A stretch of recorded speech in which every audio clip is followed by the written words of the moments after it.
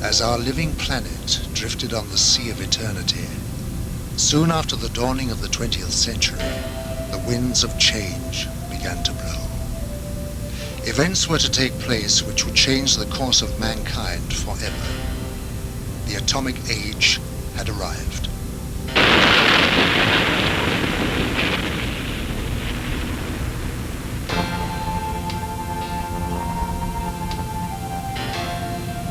As man detonated weapons of immense power, lights started to appear in the sky in a way that suggested that something was following the course of events. The shattering thought imposed itself that we were perhaps not the only inhabitants of the universe.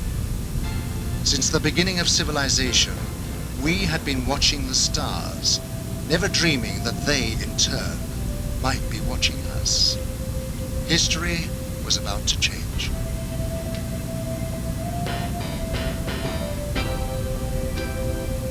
Because these lights appeared suddenly in the sky over Washington on July 20th, 1952, moving from the White House to the Capitol, hundreds of people witnessed the extraordinary event, and it left them stunned. The lights instantly jumped from one position to another. They were also observed by high military officials who knew what the lights were trying to say. The public had never seen anything like this, whereas the military had already a long history of involvement with these alien visitors, but had kept it from the public. An immediate emergency meeting was called to formulate a plan to divert public attention away from the occurrences. From that day on, it was decided to place the subject under the highest classification of security. Then came the first announcement to mislead the public made by Chief of Air Intelligence, Major General John Sanford. We can say that the recent sightings are in no way connected with any secret development by any agency of the United States. From that day on, the biggest secret of the century began. How did it all start?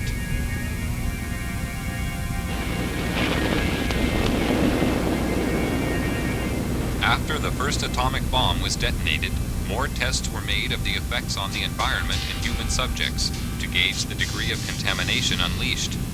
No knowledge of the devastating long-term effects existed at this time. Here in New Mexico, an army base close to a small town called Roswell became the focus of attention on July 2nd, 1947, when Bill Brazel, a farmer, found a crashed disc-shaped craft on his land. The military arrived on the scene and quickly isolated the spot when they found debris scattered over a wide area. They also found 4 dead humanoid alien bodies who had been ejected from the craft. Because of many recent UFO sightings by the military, they accepted the existence of visitors from outer space who obviously possessed a technology which was far beyond our understanding. Now, for the first time, they had tangible evidence and were eager to learn its secrets. Roswell was the home of the 509th Bomber Wing, the sole American atomic bomber group. Major Jesse Marcel, an Army intelligence officer, was engaged on the recovery operation and asked Walter Haut, the Army public relations officer, to prepare a story for the local newspaper. He told me to prepare a release with basically the information that he gave me over the phone. When it was done, to take it into community and hand deliver it to the 4 news media we had in Roswell at that time, which is what I did. The story was published in the local paper. The news was also prepared to be aired by the local radio, but Judd Roberts, the radio station manager, was warned not to broadcast it. Sorry. The question that we ran into is the very next morning, some friendly person, probably from Clinton Anderson's office, called us from Washington and said, "You we understand that you have some information, and we want to assure you that if you release it on this matter, because it's not supposed to be released, it's very possible that your license could be in jeopardy, and so we suggest that you not do it. He said, when I mean in jeopardy, like maybe 3 days. Preparations were made at Roswell Army Base for the transport of the wreckage. Robert Shirky witnessed the secret handling of the parts. They came in the front door, straight down the hallway, and right out onto the ramp to climb into the airplane. These were the people that were carrying parts of the crashed flying saucer at that time, UFO today, that I got to see. And that was the only thing I got to see. And very short, very quick. Colonel Blanchard, in order to get out of their way, had backed into the doorway of the ops office. And I stepped up to him and I said, Colonel, turn sideways, I want to see too. On instructions from the Pentagon, Thomas Jefferson DuBose and General Ramey created a cover story saying the crashed object was a weather balloon. We used that in order to assuage the curiosity of the press. The wreckage was loaded back onto an aircraft and flown out under cover of great security and secrecy to Wright-Patterson Air Force Base. The pilot kept silent for several years, but informed his wife after the story appeared in a newspaper. I guess now that they're putting in the paper, I can tell you about this. I wanted to tell you for years. He said, I want you to read this article because it's a true story. And I not only know that it's true, but I'm the pilot who flew the wreckage of the UFO to Dayton, Ohio. Wright-Patterson Air Force Base was considered the most technologically advanced research center in the United States. The wreckage of the Roswell crash was dismantled for analysis.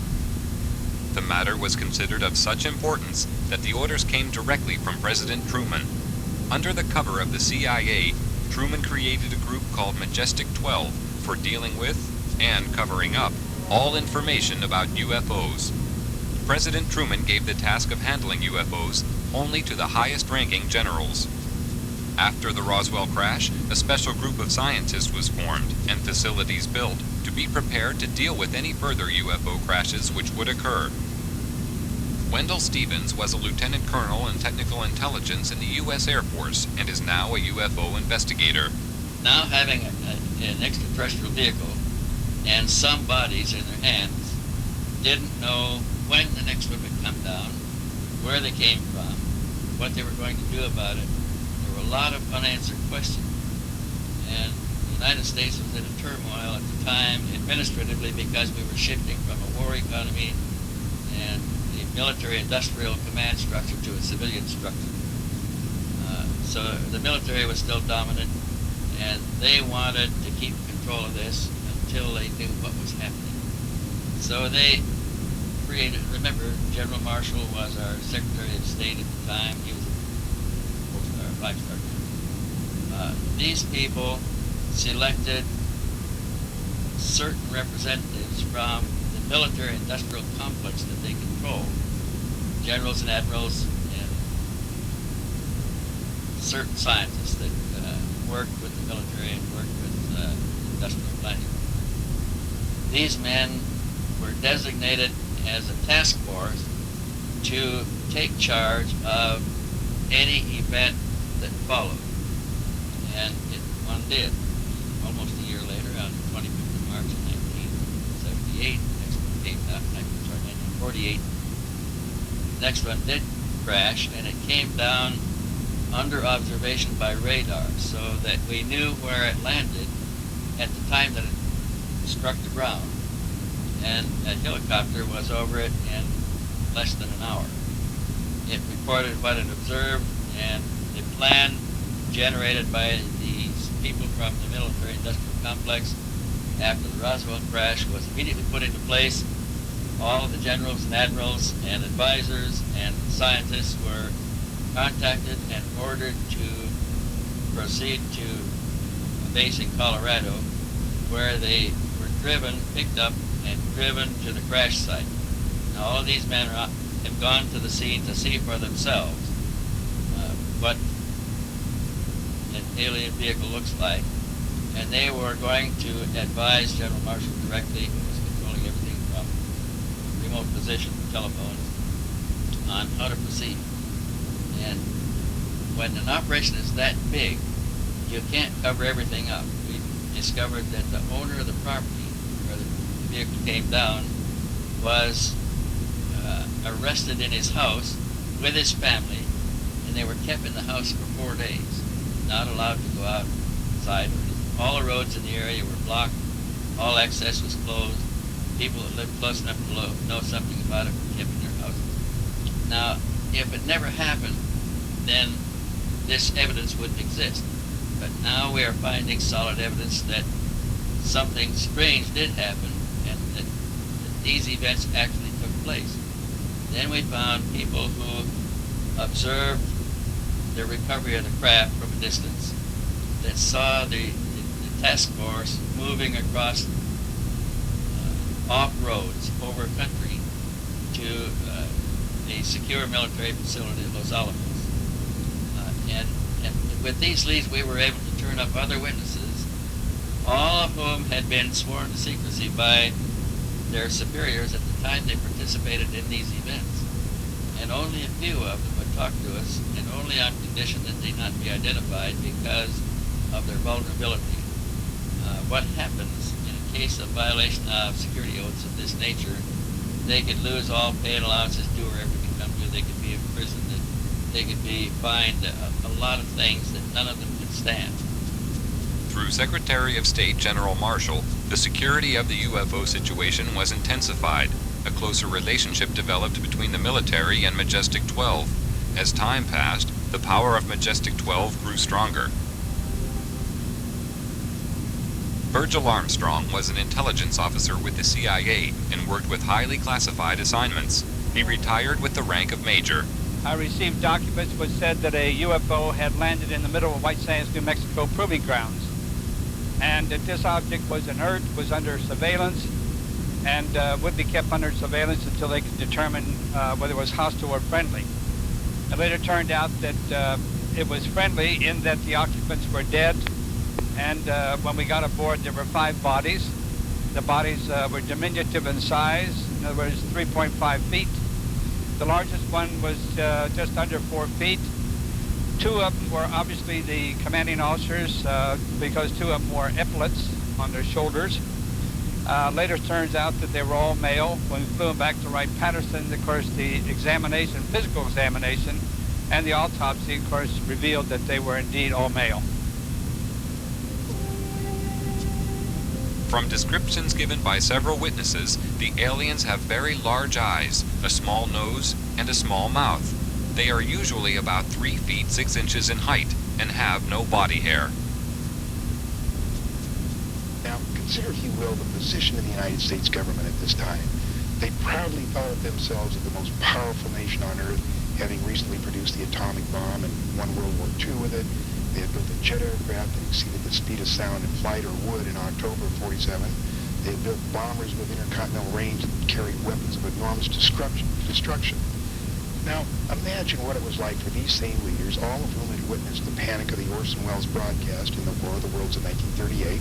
Thousands of Americans panicked at a realistically presented invasion of Earth. But imagine their horror as they actually viewed the dead bodies of the real aliens. Imagine their shock as they tried to determine how these saucers were powered and could discover no part even remotely similar to components they were familiar with. No cylinders, no pistons, no propellers, no vacuum tubes. It's only when you fully understand the overwhelming helplessness the government was faced with in the summer of 1947 can you comprehend their perceived need for a total, thorough, and sweeping cover-up to include the use of deadly force.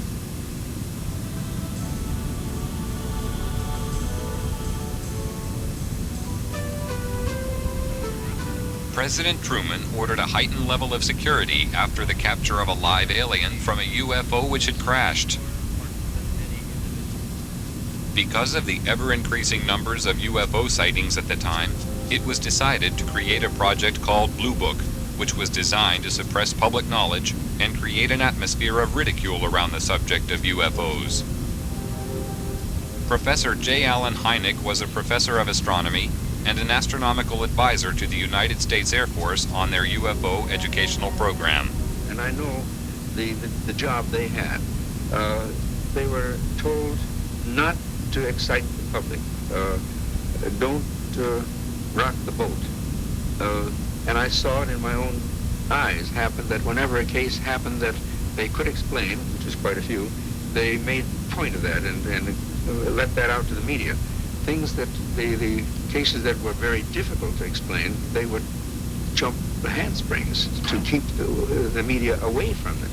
For they had a job to do, to, whether rightfully or wrongly, to keep the public from getting excited. A live alien was captured in 1948 after a UFO crashed in America. He refused to communicate for 1 year and was given the name EBE, or Extraterrestrial Biological Entity. He later began to communicate and gave details of his home planet. EBE had a large crystal which he linked to his mind telepathically and was able to communicate with his own race.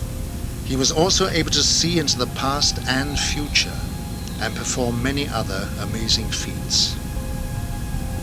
He told of believing in the universe as the supreme being and stated that his race lived in harmony without wars and had nearly eliminated all diseases. He said they lived to approximately 800 years of age and that their technology was far in advance of ours. The authorities were amazed by the things they were shown through the crystal. EBE was able to communicate with huge spaceships which were holding orbital positions thousands of miles from the Earth. He told them that their craft were capable of reaching areas in the universe beyond our imagination, and that they were operated by thought control coupled to biological computers, and consequently did not have any control systems as we understood them. He talked about his planet and how their technology had created a system where everything was self-functional and did not require a workforce to operate it, and that everything was monitored from a central control system. He said that technicians were present there. He said their power source was eternal energy from the cosmos. He told them that his race didn't have a government like Earth, but a society governed by wise elders who sat in council to make decisions of policy. They did not have a monetary system because the needs of the people were catered for by the Federation, which made them all equal. At the request of the aliens, a meeting was arranged with President Eisenhower in 1954. It took place amid tight security at a secret location.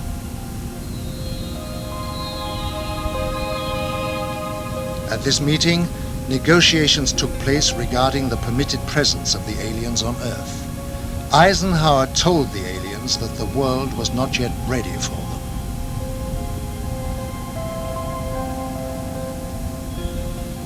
Eisenhower witnessed an alien demonstration of technology and power at Muroc Dry Lake, which is now called Edwards Air Force Base. I believe we made a deal, and the deal was that in exchange for super technology, super weapons technology, we would agree to ignore the abductions that were going on.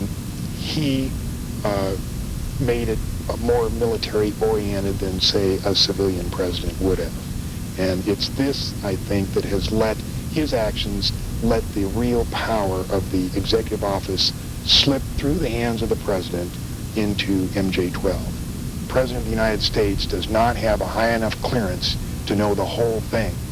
And it's interesting to note that above top secret, there's 38 levels of clearances. Eisenhower is the last president to have a full briefing on the alien problem. There was a disdain of elected officials throughout the intelligence and military communities, and they just didn't like elected officials. So every president since then has not had high enough clearance to know the whole problem. Now they know there's aliens, they know we've recovered saucers, and they know that we're trying to get technology. but there are certain other things which probably only about 25 people on the face of this earth know. But while the visitors monitor our every move with their superior technology, being technically advanced does not always ensure their own safety. This was proved by the UFO crash in the Kalahari Desert in 1989. One of the most documented cases of all time referred to a 60-foot wide spacecraft which was forced down on the border of South Africa. This craft impacted with the desert at high speed, causing a crater 450 feet in diameter and 36 feet deep. Official military documents reveal that the craft entered South African airspace at 1:45 p.m. on the 7th of May 1989 and was intercepted by 2 Mirage jet fighters. Because the craft failed to respond to communication, one of the fighters was ordered to attack the craft with an experimental laser cannon. This caused the craft to lose altitude and crash. After the craft was retrieved, it was removed to a secret Air Force base, and on arrival at this base, it was found a door had partially opened in the side of the craft. Hydraulic pumping gear was brought to the scene, and the door was forced open. When this was done, 2 aliens staggered out of the craft, and it was found that one appeared to be seriously injured. They were immediately arrested and removed to a medical centre, where a medical team was sent in to try to assist.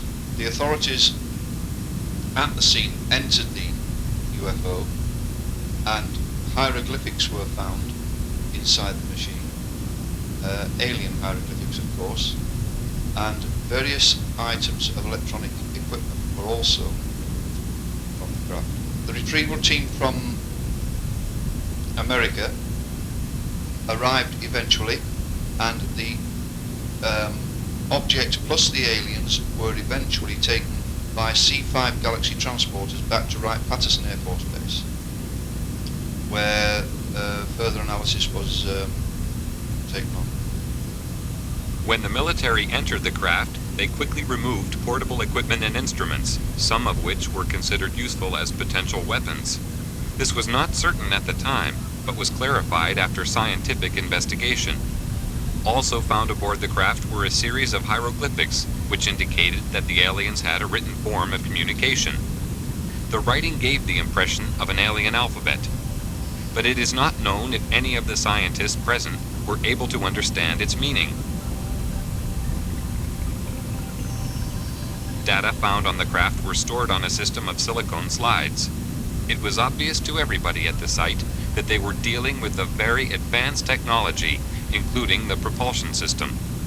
As more and more alien technology comes into the possession of our scientists, more understanding is being gained about the physics involved in producing propulsion systems capable of taking man deep into space. The American Naval Deep Space Command, who also call themselves the Guardians of the High Frontier, are responsible for the location and identification of all objects in space around Earth. It's their claim that they can track and identify an object as small as a football at a distance of 30,000 miles. They refer to unrecognized tracks as unidentified orbiting objects and have been known to locate up to 6,000 of these in a 3-month period. Their area of responsibility lies outside the Earth's atmosphere. Below this level, the monitoring of the sky is taken over by NORAD, which is the North American Air Defense Network. Larger radio telescopes are on station throughout the world. They can scan the heavens to distances of hundreds of light years. This network of space surveillance ensures that any object heading towards the Earth can be tracked from a vast distance. As an object approaches, it is monitored throughout its journey. If any object should land or crash on Earth, the contact point is known immediately. A quick response team swiftly arrive on the scene. This network was created after the Roswell incident, and since that time has developed into a sophisticated search and retrieval operation. Quick response teams are located in strategic positions throughout the world. Once there, they isolate the area and ensure that the public is kept unaware of sensitive incidents. All over in NATO, they are interested. It's generals, colonels, The Americans are interested, the English are interested, everybody knows them. I was one in Wiesbaden with one of the squadrons down there, and I worked with the colonel. And one afternoon I'm going to nearby town. And I went to the office in civil clothes to pick up something, and he was sitting there. Hey, Major, he said, where are you going? I'm going to city. What is that? He pointed. I had my badge here with a flying saucer in my blue jacket. He said, what? That, damn it, that. I said, nothing. It's a flying saucer. I said, it couldn't be. You Americans have proved they don't exist. Shut up, he said. He took the telephone. Jack, Pete, come on now. And in a sudden, we had 5 officers and himself. We talked for 3 hours, and they knew exactly as much as I did. So everybody knows about it, and it is not illegal, and you are not disliked. I have talked with generals for hours, not on my purpose. They asked me to talk. They have received my magazine, UFO Contact, for years. So they are interested, but since the public opinion is secrecy. Although many years have passed since the beginning of the UFO era, the veil of secrecy has remained to keep the public uninformed. Despite the suppression of information, millions of people throughout the world are still seeing and reporting the presence of UFOs in our airspace, and many more millions are now firm believers in the presence of extraterrestrial flying machines. They know that UFOs exist. I think what has happened over the years, the government has lied so much that they have painted themselves into a corner, and it's almost impossible for them to tell the truth today. The biggest secret in the history of mankind, and the government is not going to let this out. There's no way to get anything out under the Freedom of Information Act. In Russia, the subject of UFOs is now out in the open. Marina Popovich is a retired Russian cosmonaut and fighter pilot. During her military career, she was twice awarded her country's highest military order, Hero of the Soviet Union. She is now one of Russia's leading UFO researchers. 10 years ago, people only made jokes about this subject. Now the attitude to UFOs is very positive. The majority, 80%, think there is extraterrestrial intelligence, and that this intelligence is trying to establish mutual contact with us. Now cosmonauts and pilots are more willing to report their contacts with UFOs when they have taken place. Unlike the rest of the world, the Soviet Union has an openness about the subject of UFOs. They even have a monthly television program devoted entirely to it.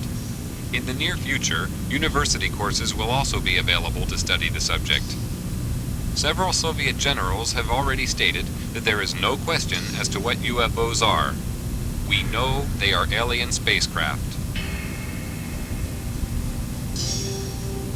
But at the Center for UFO Studies, we have a computerized data bank that now has more than 75,000 UFO reports on it.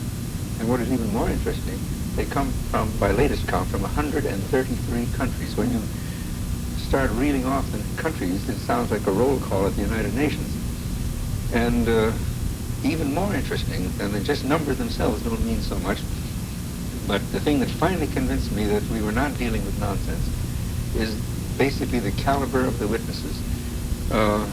Many of the reports are made by highly responsible people, impeccable integrity, people in technical training, air traffic controllers and military and commercial pilots. Finally got to the point, it took me quite some time, I finally got to the point, however, where I simply said I can't continue to call these people deluded or nuts.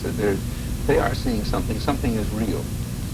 The late J. Allen Hynek was an astronomer, just like I am. His background and mine are very similar. He was for many years a professor of astronomy, and so was I. And what Hynek said was, UFO research is leading us kicking and screaming into the science of the 21st century. Like Hynek, I sought to debunk the reality of UFO phenomena, and like him, discovered just the opposite. Technology has advanced rapidly over the past 50 years for all the world to see. But in secret locations, amid tight security, the true advance of technology is hidden from public knowledge. From one such location came the stealth bomber. This futuristic aircraft is the only type known which has the ability to fly into radar-protected areas unobserved, almost without sound, to perform whatever task is necessary. The technology used in the production of the aircraft is a giant leap forward from conventional technology, and the question has to be asked, where did it come from? At one super-secret US government test facility situated in the Nevada desert, strange glowing lights are regularly seen performing aerobatic displays which are far beyond the capability of our known aircraft. They seem to be intelligently controlled. Can this be yet another example of some secret, very advanced technology? Or are the authorities hiding some exotic foreign contrivance? Here at Area 51, also known as Dreamland, is the most highly protected and secret facility in the whole of the United States. Bob Lazar, a physicist, worked on special projects within this complex and felt compelled to reveal what he saw. They are actively and have in their possession alien spacecraft, and they are actively undergoing analysis and flying them. They set up and produce their own gravitational field.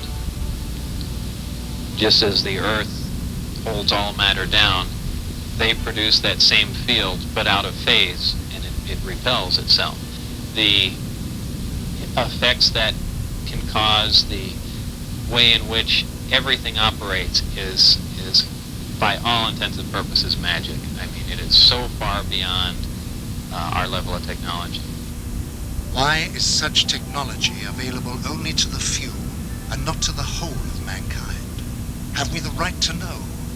Are we ready for it yet? Or is the race for technological advantage more important? Why keep a secret about probably one of the most important events in history, that there's been contact from an alien civilization? It's a significant event in history, more significant than anything. With the tremendous distances involved, travel to the stars would seem impossible. But with man's endeavor and resourcefulness, these problems will be overcome as they always have been in the past. Scientific estimates tell us that there will be a breakthrough in space travel in the near future. When the boundaries of distance break down, the Earth will become our home, the universe, our world. If NASA has its way, many of the next generation will be residents of Mars, and the move towards this has already begun with the development of a space station. This was the essential first step towards making man a citizen of the universe. What is really the long-range purpose of the space station? And we have worked on that question for a long time in NASA. We have started in the early 60s under the guidance of Dr. Wernher von Braun and others to look at long-range goals beyond the moon, beyond Mars even. And only recently, in fact it was July 20th, 1989, the 20th anniversary of the landing of Apollo 11 on the moon, that President George Bush proposed a new program, a long-range program, with a goal to return to the moon and eventually go on to Mars, to the United States, as a long-range commitment. And as we develop the space station itself will be used as a test bed, as a laboratory to test new technologies. And you need space to develop those technologies. As long as we are still on Earth, we can just talk about it. The question of which technology to use for this, what we call the Space Exploration Initiative, that's the name, SEI, Space Exploration Initiative. What technology to use in the area of propulsion or life support or materials and structures and power and communications is being analyzed and investigated by NASA right now. And we're doing it in a number of categories. We're looking at present-day technologies, tomorrow technologies, and advanced technologies which are day after tomorrow. What was yesterday's science fiction is today's very palpable truth. Grandfather's spine-chilling fantasies have become an indispensable part of modern life. Jesko von Puttkammer was NASA's advisor to the creator of Star Trek, Gene Roddenberry. No, the reason I worked with Gene Roddenberry was because he wanted us to help him portray a future 200 years from now as we would like it to be. Very positive, technology having become our friend instead of our enemy, and technology as a partner of humans. And of course the story itself of this machine, Voyager or Ouija, looking for its maker, its creator, which is really a metaphor of humans looking for their God. And it's the God Seeker story. And so he wanted NASA to show that the technology which the movie and his TV series depicts is accurate, that the physics is accurate, that the mathematics is accurate, that the astronomy is accurate. The propulsion system of the Star Trek consists of two major elements. One is the energy source, just to provide energy, which is the antimatter system. That makes sense, that could be done. But the propulsion itself, to push the ship, it's called a warp drive, and that has to do with changing space itself and flying faster than the speed of light.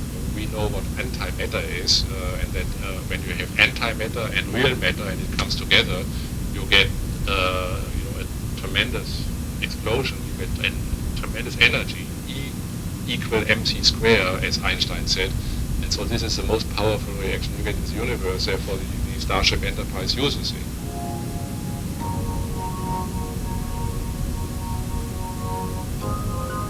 The message from the alien visitors is becoming clear. The human race is producing more problems than it is solving. A change of direction is necessary to guarantee a safe transition into the future. They are here to warn us. They started this program a couple of thousand years ago. They are very highly technical and spiritual advanced.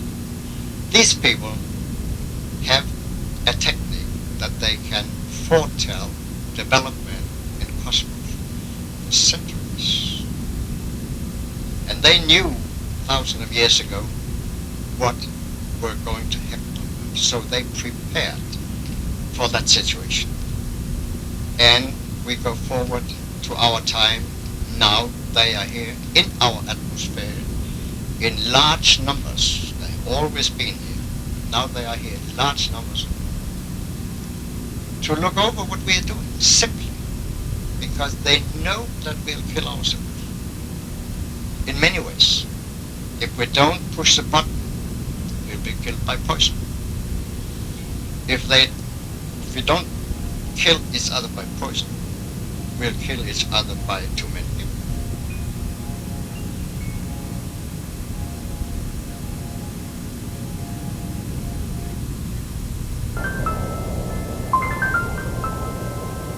Earth, the gem of the cosmos, a living, breathing miracle of creation, the home of mankind, a partnership of dependency and loyalty to each other.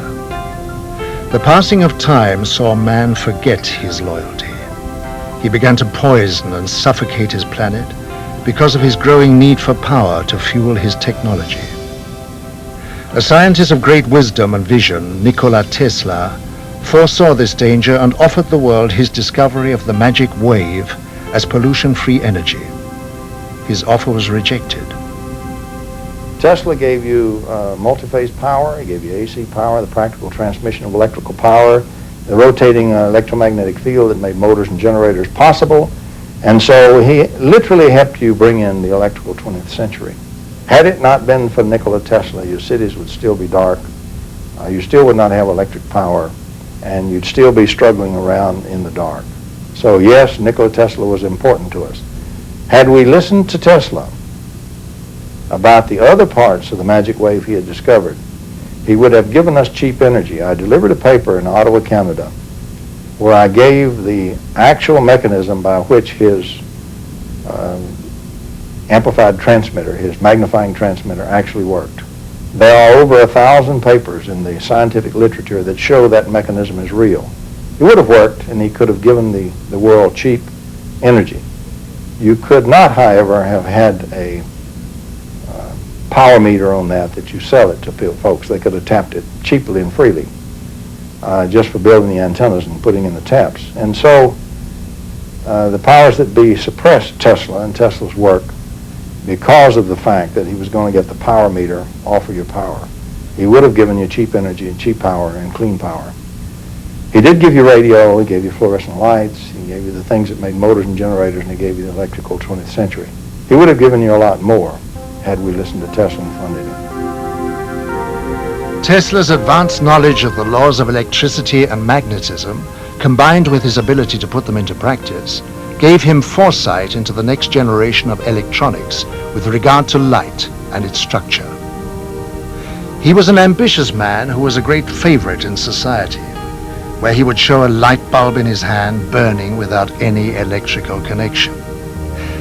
Tesla said, "I could only achieve success in my life through self-discipline, and I applied it until my wish and my will became one."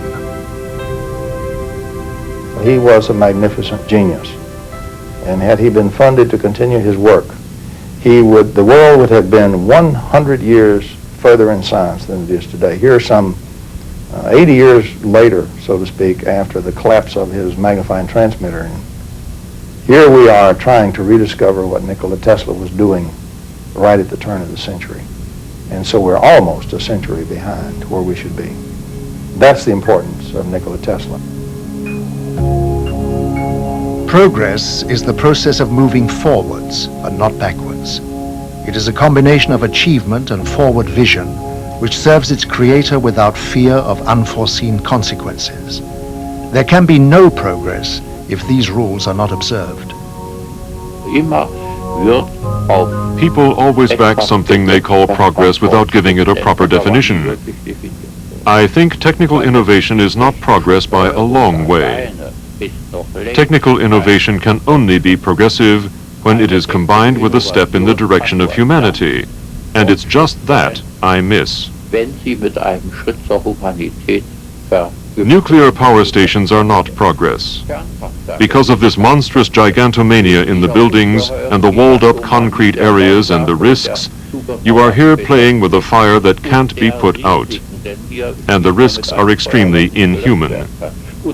And so these gigantic buildings are put up, and especially the military-industrial building complexes, which in the end all lead to the scars of this pseudo-progress practically destroying the natural foundations of human life.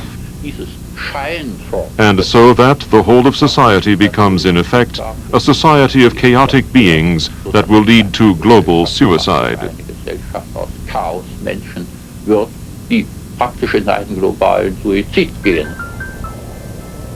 Real progress is being made in a laboratory in Canada. Here, the full significance of the physical laws of light and space have become clear to John Hutchison, and he is utilizing this knowledge to produce cause and effect experiments which lead to an understanding of the harmony of nature. Science, in harmony with the laws of nature for the good of mankind, will hold great values in many fields and would advance its course beyond our present comprehension. John Hutchison has been working in the areas of electromagnetic forces and the changes in the molecular structure of materials for many years. He has in this time achieved a breakthrough in anti-gravity knowledge, providing spectacular examples of heavy objects flying through the air without any visible signs of propulsion. He has also made amazing discoveries concerning the alteration of compositions of materials by subjecting them to a form of electromagnetic bombardment. We're looking at something which you know shouldn't be happening. The result of these experiments showed in graphic detail metal heating to a near liquid state without heat. Hard metals would turn into soft rubbery objects, proving that any substance could change its form if the science involved was understood.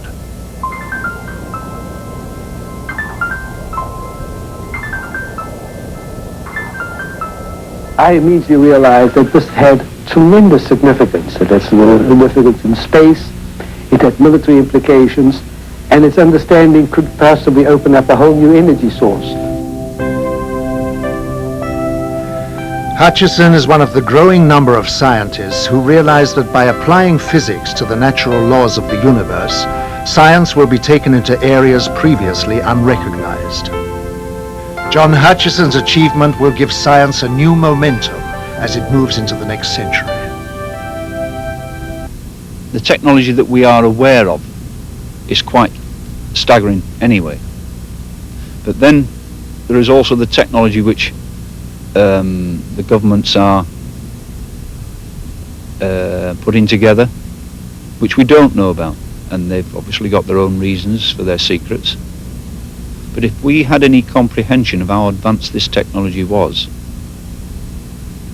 then I think people would then begin to realize that even our own people are far more advanced than they would believe.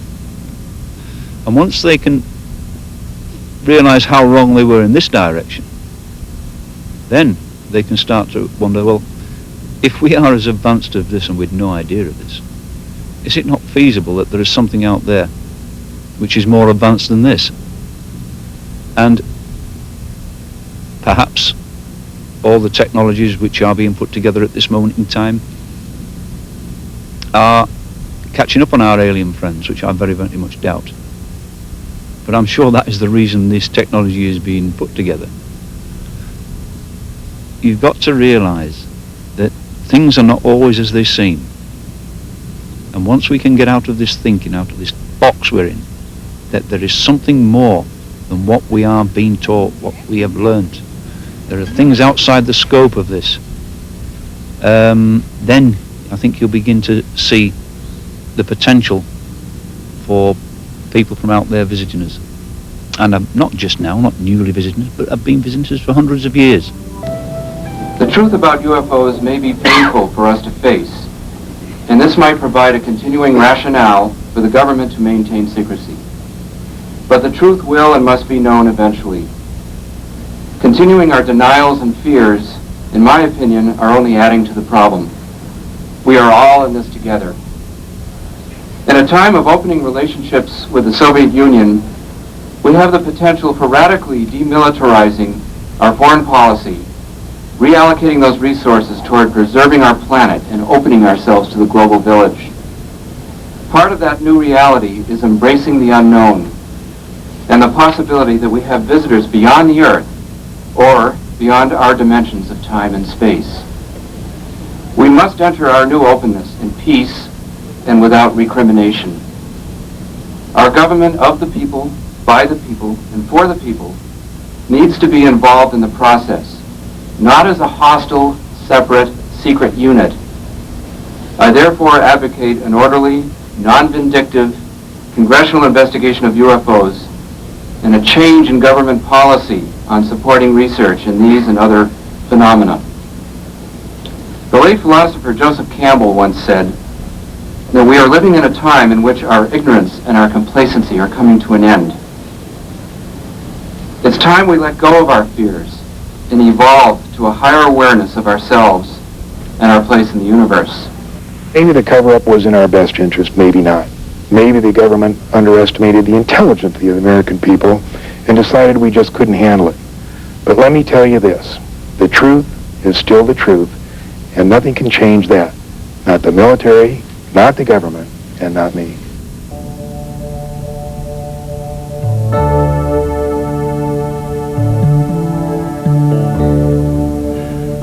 Although mankind has been faced with many crises throughout history, he has always been able to overcome them. Today, the vast power and unlimited potential of man's mind is understood. In fact, he's created computers that can pick up and even reflect his own thoughts. Man is a complex whole, possessing the capability to make matter visibly change. With the power of his mind, he can tap the energy source of the cosmos to manifest all possible necessities of life for himself. Thoughts are energy. Energy influences matter. The technology involved is one of peace as it eliminates war. And it's only a matter of time before everyone discovers this ability. If we can create in the laboratory, without any doubt, a mind-over-matter interaction that's a few parts in 10,000, certainly all you have to do is extrapolate that a little bit to come up with a mind-over-matter mastery that could happen later in our own development, and certainly what seems to be true in some of the UFO visitations. And of course also we have various case studies like Sai Baba being able to materialize and dematerialize things in his hand, or various forms of levitation. These are all things that are very real. They're not, drummed up by people. It's just that our ability to face that reality has been quite compromised. I should have known all along that the so-called new physics, in a way, actually makes all of this possible. That in a way, we physicists have kind of forgotten what we're all about.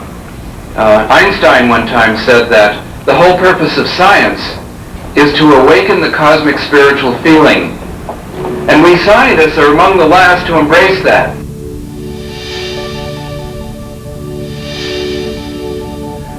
The cosmos is the energy and lifeblood of all things.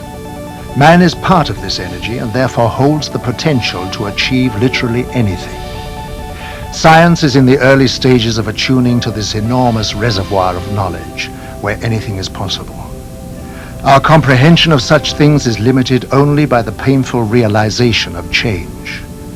The idea of a living cosmos is such a new concept that we have not accorded it its rightful place. Contrary to the popular view, it can be shown and conclusively proved that that has an internal structure of incredible order and beautiful order. It's filled with electromagnetic waves going in bidirections. Pick a frequency, there's a wave going in one direction and a wave in the other direction.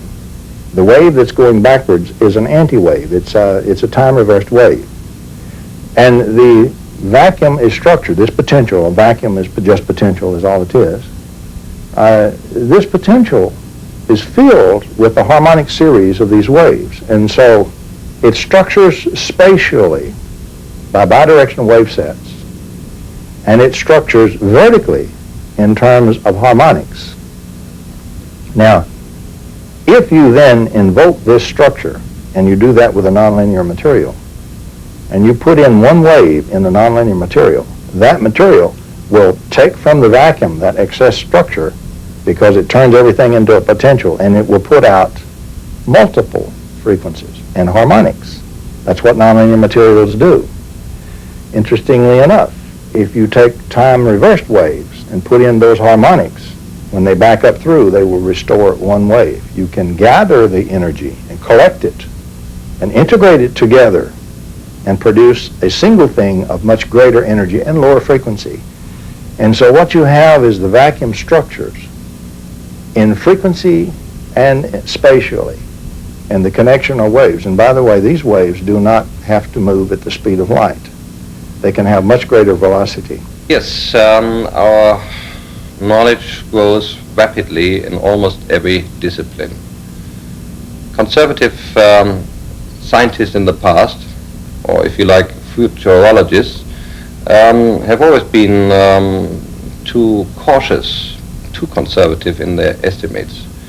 We know that there's a turnover every 5 years of doubling our knowledge, with the consequence that we have a completely different view on the world. Most people can't even keep up anymore with the advance in science. They have problems understanding modern computer science, cybernetics, biogenetic engineering, or nuclear physics. We talked today about great unified models of the natural forces.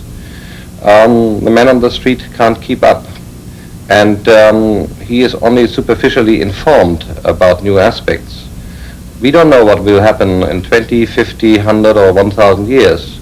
However, there's one thing we do know, that whatever happens in the future, science will have advanced far more than we can possibly think of today. And no imagination, no fantastic model that we may produce today will justifiably come close to the actual advance in 1,000 years. we really do have, right now, available to be born, a completely new and drastically extended and drastically more capable physics, which unfortunately 4 nations of the world have weaponized but kept secret from their citizens and from the rest of the world. And what I am saying is that it's high time that instead of just using this in secret to build more weapons to kill more people and hurt more people or control more people, what we need to do is bring this out in the open and let's use it for the positive benefits, to heal people, to give them cheap energy and clean energy, to clean up the biosphere, to clean up our whole act, to be able to heal all these diseases and this kind of thing. That's what I'm saying we've got to get on with the job.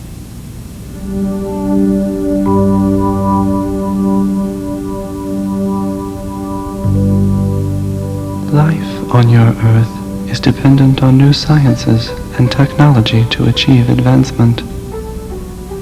When your governments were first introduced to our advanced technology, their reactions were horrendous.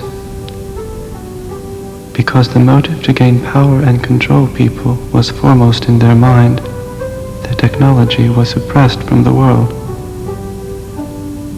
Technology should be made to work for the good of all, and placed in the hands of people of understanding who care and can control it towards a free world.